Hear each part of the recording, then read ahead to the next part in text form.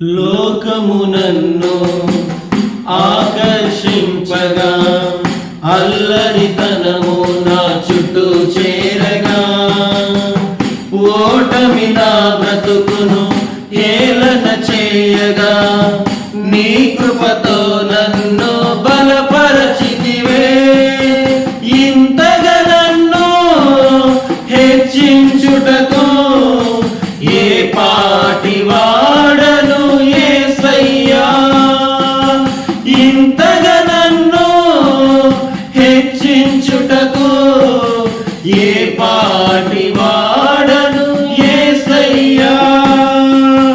నీ కృపకు ఎల్లప్పుడు కృతజ్ఞుడను, నీ కృపకు ఎల్లప్పుడు కృతజ్ఞుడను. కృపయే కృపయే